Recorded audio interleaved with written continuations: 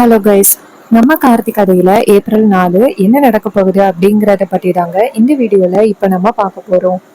மறக்காம இந்த வீடியோவுக்கு லைக் பண்ணிக்கோங்க. நீங்க லைக் பண்றது தான் எங்களுக்கு அடுத்து வீடியோ போடுறதுக்கு ரொம்ப இன்ட்ரெஸ்டிங்கா இருக்கும். ஸோ மறக்காம லைக் பண்ணிட்டு இந்த வீடியோவை தொடர்ந்து பாருங்க. என்ன நடக்குது அப்படின்னு பார்த்துக்கிட்டீங்கன்னா, நம்ம ஹீரோ இருக்காருல்ல, எப்படி வந்துட்டு நம்ம ஹீரோயினுக்கு பழைய ஞாபகங்கள் வரணும் அப்படின்னு நினைக்கிறாரு. ஆனா ஈஸ்வரி ஹீரோவை வீட்டை விட்டு அனுப்பிடுறாங்க. இதனால நம்ம ஹீரோவுக்கு ரொம்ப கவலையா இருக்கு. என்னடா இது, நம்ம எப்படியாவது ரேவதிக்கு பழைய ஞாபகங்களை கொண்டுட்டு வந்துடலாம் அப்படின்னு பார்த்தா அத்தை வீட்டுக்குள்ளேயே விட மாட்டேங்கிறாங்களே அப்படின்னு ஹீரோவுக்கு ரொம்ப கவலையா இருக்கு. அதுக்கப்புறமா ஹீரோ ரொம்ப சோகமா பாட்டி வீட்டுக்கு போறாங்க. அப்ப பாட்டி சொல்றாங்க, ஐயா என்னையாச்சு, ஏன் சோகமா இருக்க அப்படின்னு. அப்ப ஹீரோ நடந்தது எல்லாத்தையுமே சொல்றாரு. இது எல்லாம் கேட்டதும் பாட்டிக்கு அதிர்ச்சியா இருக்கு. என்னையா இவ்ளோ பெரிய விஷயம் நடந்திருக்கு, என்கிட்ட ஒரு வார்த்தை கூட சொல்லவே இல்லை. ஹீரோ சொல்றாரு, இல்ல பாட்டி, சூழ்நிலையாலதான் உங்ககிட்ட சொல்லாம இருந்தேன். ஏற்கனவே அத்தைக்கு உங்களை கண்டா சுத்தமா பிடிக்க மாட்டேங்குது. ஒருவேளை நீங்க மறுபடியும் ஏதாவது அவங்க உங்களை பத்தி பேசிட்டா என்னால தாங்கிக்க முடியாது பாட்டி. அதனாலதான் நான் உங்ககிட்ட இந்த விவரத்தை சொல்ல வேண்டாம்னு சொல்லிட்டேன். அதோட ரேவதிக்கு இப்படி ஒரு பிரச்சனை அப்படின்னு நீங்க கேள்விப்பட்டா கண்டிப்பா உங்களால தாங்கிக்க முடியாது பாட்டி. அதனாலதான் நான் உங்ககிட்ட சொல்ல வேண்டாம் அப்படின்னு சொல்லிட்டேன். இதை கேட்டதும் பாட்டி சொல்றாங்க, ஏயா உனக்கு மட்டும் இப்படி அடுத்தடுத்து ஏதாவது ஒரு பிரச்சனை நடந்துகிட்டே இருக்கு, எனக்கு ரொம்ப கவலையா இருக்கியா. ஹீரோ சொல்றாரு, பாட்டி இது எல்லாம் கொஞ்ச நாள் தான். ரேவதி கண்டிப்பா என்னை மறுபடியும் ஞாபகத்துக்கு கொண்டுட்டு வந்துருவா. அவகிட்ட இருந்து என்னை யாராலையுமே பிரிக்கவே முடியாது. நான் நேரா இப்ப அங்கதான் பாட்டி போக போறேன். அத்தை என்ன சொன்னாலும் சரி, நான் கண்டிப்பா அந்த வீட்டை விட்டு போக மாட்டேன் அப்படின்னு சொல்ல பாட்டியும் சரியா அப்படிங்கிறாங்க. அப்புறமா ஹீரோ என்ன பண்றாருன்னா நேரா வக்கீல போய் பாக்குறாரு. பார்த்து அவர்கிட்ட நடந்தது எல்லாத்தையுமே சொல்றாங்க. இதை கேட்டதும் வக்கீல் சொல்றாரு, சார் சட்டப்படி அவங்க உங்களையும் உங்க பொண்டாட்டியும் பிரிக்க முடியாது. சோ நான் பேசிக்கிறேன் அப்படின்னு நேரா வக்கீல கூட்டிக்கிட்டு ஈஸ்வரியோட வீட்டுக்கு வராங்க. அங்க வந்ததும் ஈஸ்வரி உட்கார்ந்துருக்க. அப்போ வக்கீல் வரத பார்த்துட்டு ஈஸ்வரி கேக்குறாங்க, இப்ப எதுக்கு சார் வந்திருக்கீங்க. அப்ப வக்கீல் சொல்றாரு, மேடம் உங்களுக்கு சட்டத்தை பத்தி எதுவும் தெரியுமா இல்லையா. 6 மாசம் புரிஞ்ச பொண்டாட்டி 2 பேருமே ஒன்னா சேர்ந்து வாழணும் அப்படின்னு சொல்லியிருக்காங்க. ஆனா நீங்க அவங்க 2 பேருமே பிரிச்சு வச்சிருக்கீங்க. ஈஸ்வரி சொல்றாங்க, சார் நான் ஒரு நிமிஷம் சொல்றது கேளுங்க. வக்கீல் சொல்றாரு, மேடம் நீங்க மட்டும் கோர்ட்டை அவமதிச்சீங்க அப்படின்னா அப்புறம் உங்களுக்கு தான் பெரிய பிரச்சனை ஆகிடும். இந்த சார் அவங்க ஒய்ஃப் எங்க இருக்காங்களோ அங்கதான் இருக்கணும். 2 பேரையும் பிரிக்கணும் அப்படின்னு நீங்க முயற்சி பண்ணீங்க அப்படின்னா அது உங்களுக்கு ரொம்ப பெரிய பிரச்சனை ஆகிடும். இதை கேட்டதும் ஈஸ்வரிக்கு செம்ம ஷாக் ஆகுது. ஹீரோவை பார்த்து முறைக்கிறாங்க. வக்கீல் சொல்றாரு, இங்க பாருங்க மேடம், சாரை வீட்டை விட்டு அனுப்புறதுக்கு உங்களுக்கு ரைட்ஸ் கிடையாது. இதை கேட்டதும் ஈஸ்வரி ஹீரோவை பார்த்து முறைக்கிறாங்க. அப்போ வக்கீல் நேரா ஈஸ்வரிய பார்த்து, இங்க பாருங்க, அவங்கள வீட்டை விட்டு அனுப்பக்கூடாது, இவங்க ஒய்ஃபோட தான் இருப்பாங்க அப்படின்னு சொல்லிட்டு வக்கீல் அந்த இடத்துல இருந்து போறாரு. அப்போ ஹீரோ நேரா அவங்க அத்தைய பார்த்து, இங்க பாருங்க இந்த விஷயத்த செய்யக்கூடாது அப்படின்னு தான் நினைச்சேன். ஆனா நீங்க தான் இந்த செயலை செய்ய வச்சுட்டீங்க. இங்க பாருங்க எனக்கு ரேவதி கூட சேர்ந்து வாழ்றதுக்கு முழு விருப்பம் இருக்கு. அவ இப்போதைக்கு என்ன மறந்துருக்கா, ஆனா கூடிய சீக்கிரம் என்ன மறுபடியும் ஞாபகத்துக்கு கொண்டுட்டு வருவா.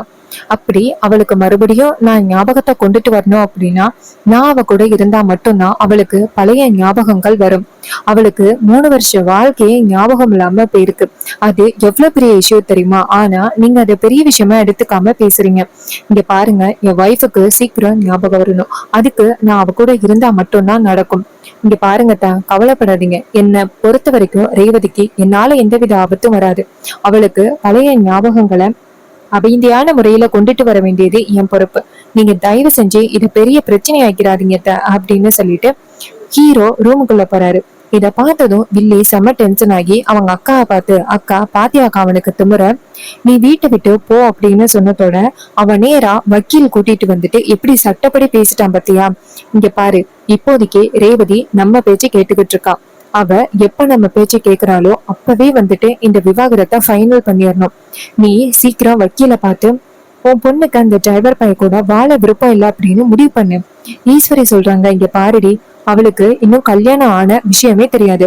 அப்படி கல்யாணம் ஆன விஷயம் தெரிஞ்சிச்சு அப்படின்னா அவளுக்கு ஏதாவது பாதிப்பு வராதா.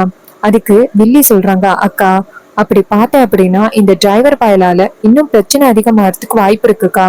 இதை கேட்டதும் ஈஸ்வரி சொல்றாங்க, இங்க பாருடி, நான் ரெஸ்ட் எடுக்க விரும்பல, என் பொண்ணு பாதுகாப்பா இருக்கணும். சரி, இவன் தான் வந்துட்டு எந்த உண்மையே சொல்ல மாட்டேன் அப்படின்னு சொல்லிட்டானே, சோ இப்போதைக்கு நான் கொஞ்சம் பொறுமையா இருக்கேன் அப்படின்னு சொல்ல, இதை கேட்டதும் வில்லியும் சரிக்கா, உன் விருப்பம் அப்படின்னு சொல்லிட்டு வில்லி அந்த இடத்துல இருந்து கிளம்புறாங்க. அப்போ வில்லி நினைக்கிறாங்க, இனிமே அக்காக்காரிய நம்பி எந்தவித பிரயோஜனமும் இல்ல போல. இவ பாட்டுக்கும் இவனை உள்ளார விட்டுட்டா, இவன் மறுபடியும் வந்துட்டான், கண்டிப்பா வந்துட்டு நம்ம எந்த விதத்திலயுமே பிளான் பண்ண விட மாட்டான், எல்லாத்துக்குமே தடையா வந்து நிப்பான். சோ நம்ம தான் ஏதாவது பிளான் பண்ணணும் அப்படின்னு வில்லி நினைக்கிறாங்க.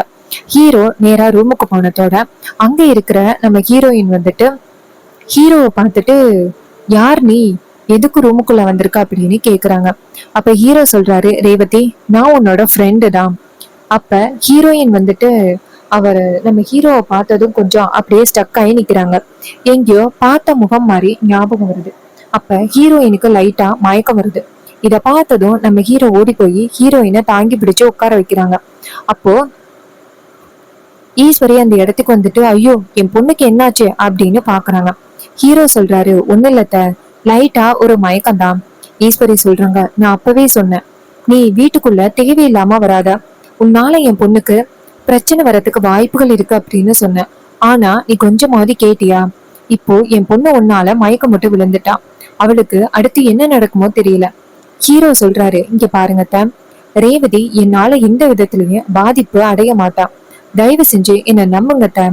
அப்போ ஈஸ்வரி சொல்றாங்க, இங்க பாரு, இது உனக்கு நான் கொடுக்குற கடைசி வாங்கி, உன்னால என் பொண்ணுக்கு ஏதாவது ஆணுச்சு அப்படின்னா உன்னை சும்மா விட மாட்டேன். ஹீரோ சொல்றாரு, அத்தை, உங்களை விட நான் ரேவதி மேல அவ்வளவு பாசமா இருக்கேன், என்னால ரேவதிக்கு எதுவும் இல்லை அப்படின்னு சொல்ல ஈஸ்வரி அந்த இடத்துல இருந்து போறாங்க. இன்னொரு பக்கம் நம்ம ஹீரோ வந்துட்டு மாடியில நிக்கிறாரு. இன்னொரு பக்கம் ஹீரோயின் வந்துட்டு அவங்க ரூமுக்குள்ள ஏதாவது பொருள் இருக்குதா அப்படின்னு பாக்குறாங்க. ஏன்னா கடைசி 3 வருஷத்துல உள்ள விஷயம் எதுவுமே ஞாபகம் இல்லை அப்படின்னு அவங்களுக்கு தெரிஞ்சிருச்சு. ரோஹிணி அந்த இடத்துக்கு வராங்க. ரேவதி ரூம் ஃபுல்லா ஏதோ தேடுறத பார்த்துட்டு ரோஹிணி கேக்குறாங்க, என்னடி தேடுற? அப்ப ஹீரோயின் சொல்றாங்க, அக்கா, எனக்கு வந்துட்டு ஒரு மாதிரி கஷ்டமா இருக்குக்கா, ஏதோ ஒரு விஷயத்த நான் மறந்துட்டேன், அது எனக்கு ரொம்ப முக்கியமான ஒரு விஷயம், ஆனா அது என்னன்னு தெரியலக்கா, என்னன்னு தெரியாம மனசுக்கு ரொம்ப கஷ்டமா இருக்கு, அதை எப்படியாவது கண்டுபிடிக்கணும், ஆனா அது என்ன பொருள்னு தெரியல. அப்ப நம்ம ரோஹிணி நினைக்கிறாங்க, நீ தேடுறது கார்த்தியை தான், ஆனா அது அவரை தான் நீ தேடுற அப்படிங்கிறத நான் எப்படி உன்கிட்ட சொல்ல முடியும்? உனக்கு ரொம்ப ஷாக்கான விஷயத்த சொல்லக்கூடாது அப்படின்னு டாக்டர் சொல்லிட்டாங்க, அதனால உன்கிட்ட என்னால எதுவுமே சொல்ல முடியல, இப்போ என்னால எதுவுமே பண்ண முடியலடி அப்படின்னு வருத்தத்துல இருக்காங்க. அப்ப ரேவதி கேக்குறாங்க, அக்கா, நீ தானக்கா என் கூட எப்பவுமே கூடவே இருக்க, உனக்கு தெரியுமில்லக்கா எனக்கு ரொம்ப பிடிச்ச பொருள் எதுக்கா, நான் எதக்கா மிஸ் பண்ணேன் அப்படின்னு சொல்லி கேட்க, அப்ப ரோகிணி சொல்றாங்க, ரேவதி, இப்போதைக்கு என்னால எதுவும் சொல்ல முடியாது ரேவதி, வா நம்ம 2 பேரும் கோவிலுக்கு போயிட்டு வருவோம், கோவிலுக்கு போயிட்டு சாமி கும்பிட்டு வந்தா கொஞ்சம் மனசு நிம்மதியா இருக்கும், வாடி அப்படின்னு சொன்னதும் ரேவதியும் சரிக்கா அப்படின்னு சொல்லிட்டு 2 பேருமே சேர்ந்து கோவிலுக்கு போறாங்க. ஹீரோவும் சேர்ந்து அவங்களுக்கு தெரியாம போறாங்க. 2 பேரும் போய் சேர்ந்து சாமி கும்பிட்டுக்கிட்டு இருக்கும் பொழுது ஐயர் ரேவதிய பார்த்ததும், அம்மாடி, என்னம்மா கழுத்துல தாலி இல்லாம இருக்கிற?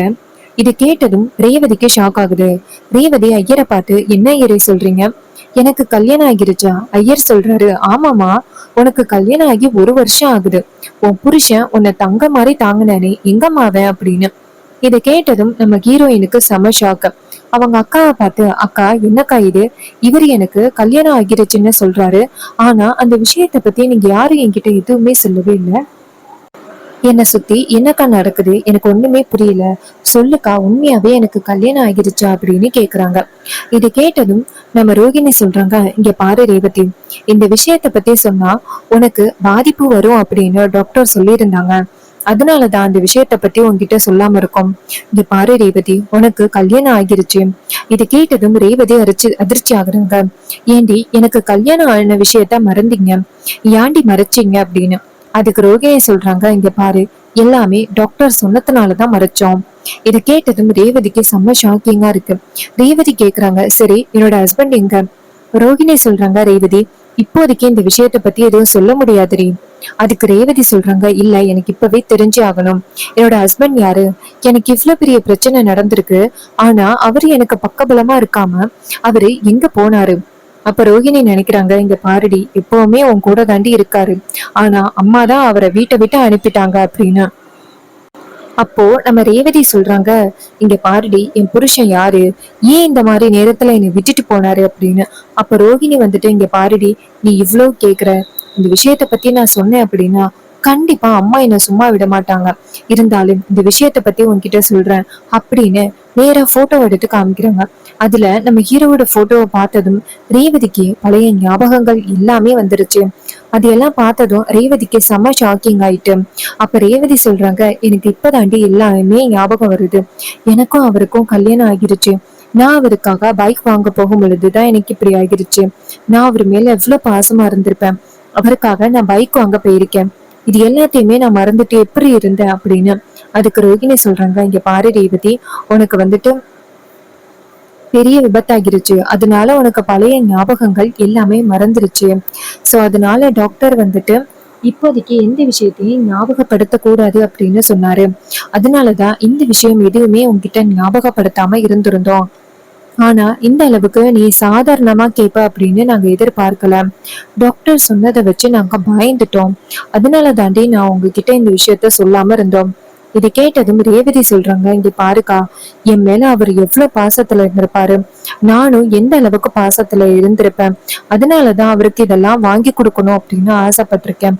அவரை போயிட்டு நான் எவ்வளவு கஷ்டப்படுத்திட்டேனே. அக்கா வாக்கா வீட்டுக்கு போவோம் அப்படின்ட்டு வீட்டுக்கு கிளம்ப. அப்ப ஹீரோ நிக்கிறத நம்ம ஹீரோயின் பாக்குறாங்க. பார்த்ததும் ஹீரோயின் ஓடி போய் ஹீரோவை ஹக் பண்றாங்க. அப்ப நம்ம ஹீரோயினை பார்த்து ரேவதி அப்படின்னு சொல்ல, ஹீரோயின் சொல்றாங்க, ஏங்க என்னை விட்டு பிரிஞ்சிங்க, நான் எவ்வளவு கோவப்பட்டாலும், நான் எவ்வளவு உங்களை திட்டினாலும் நீங்க எங்க கூடவே இருந்திருக்கணும்ல, ஏங்க என்னை விட்டு பிரிஞ்சிங்க? ஹீரோ சொல்றாரு, இங்க பாரு ரேவதி, நான் எப்பவுமே உன்னை விட்டு பிரியவே இல்லை.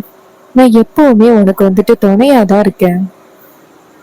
ஹீரோ ரேவதி கிட்ட சொல்றாரு, இங்க பாருமா, என்னால உனக்கு ஏதாவது ஆபத்து வந்துச்சு அப்படின்னா அதை கண்டிப்பா என்னால தாங்கிக்க முடியாதுமா. அதனாலதான் நான் உன்கிட்ட சரியா பேசாம இருந்தேன். ஹீரோயின் சொல்றாங்க, அது எப்படிங்க என் கூட பேசாம இருப்பீங்க, நீங்க இல்லாம என்னால இருக்க முடியுமா அப்படின்ட்டு. அதுக்கு ஹீரோ சொல்றாரு, எனக்கு நல்லாவே புரியுது ரேவதி, நான் உன்னை அப்படி தனியா விட்டதுக்கு என்ன மன்னிச்சிரு. இதை கேட்டதும் ஹீரோயின் சொல்றாங்க, இங்க பாருங்க, எப்பவுமே நீங்க எனக்கு துணையா இருக்கணும். இப்ப எனக்கு துணையா இருக்கீங்கல்ல, அதே மாதிரி எப்பவுமே இருக்கணும். என்னைக்குமே என்ன தனியா விட்டுட்டு போகணும் அப்படின்னு யோசிக்கவே கூடாது. ஹீரோ சொல்றாரு, இங்க பாரு ரேவதி, இனிமே நான் எப்பவுமே அப்படி யோசிக்க மாட்டேன். அத்தை வந்துட்டு ரொம்ப பயந்தாங்க, உனக்கு எதுவும் பிரச்சனை ஆகிருமோ அப்படின்னு நினைச்சு பயந்தாங்க. அதனாலதான் நான் வந்துட்டு உன்னை விலகுனேன். அதுக்கு ஹீரோயின் சொல்றாங்க, இனிமே அப்படி நடக்கவே கூடாது அப்படின்ட்டு ஹீரோயின் வந்துட்டு ஹீரோவை நேரா வீட்டுக்கு கூட்டிட்டு போறாங்க. இதை பார்த்ததும் ஈஸ்வரிக்கு ரொம்ப அதிர்ச்சியா இருக்கு. அப்போ ஈஸ்வரி நேரா ரேவதியை பார்த்து, ஒரு நிமிஷம் நில்லுடி அப்படின்னு சொல்லி கேட்குறாங்க. அப்ப ஹீரோயின் சொல்றாங்க, அம்மா என்னாச்சு, ஏன் இப்படி சத்தம் போடுறீங்க அப்படின்னு. ஈஸ்வரி கேட்குறாங்க, என்ன தைரியம் இருந்தா இவனை மறுபடியும் வீட்டுக்குள்ள கூட்டிட்டு வருவ அப்படின்னு. அதுக்கு ஹீரோயின் சொல்றாங்க, இங்க பாருமா, இவர் மேல எந்த தப்பும் இல்லை, அதனாலதான் இவரை நான் மறுபடியும் கூட்டிட்டு வரேன். இவரை கூட்டிட்டு வரதுல என்ன தப்பு இருக்கு, எனக்கு எல்லா ஞாபகம் வந்துருச்சு அப்படின்னு சொன்னதும் ஈஸ்வரிக்கு செம்ம ஷாக்கிங்கா இருக்கு. ஸோ இந்த கதை உங்களுக்கு பிடிச்சிருந்துச்சுன்னா இந்த வீடியோவுக்கு மறக்காம லைக் பண்ணிக்கோங்க. நீங்க லைக் பண்றது தான் எங்களுக்கு அடுத்து வீடியோ போடுறதுக்கு ரொம்ப இன்ட்ரெஸ்டிங்கா இருக்கும். ஸோ மறக்காம லைக் பண்ணிட்டு இந்த வீடியோவை தொடர்ந்து பாருங்க. இதே மாதிரி வேற ஏதாவது ஒரு கதையில பார்ப்போம். தேங்க்யூ ஃபார் வாட்சிங்.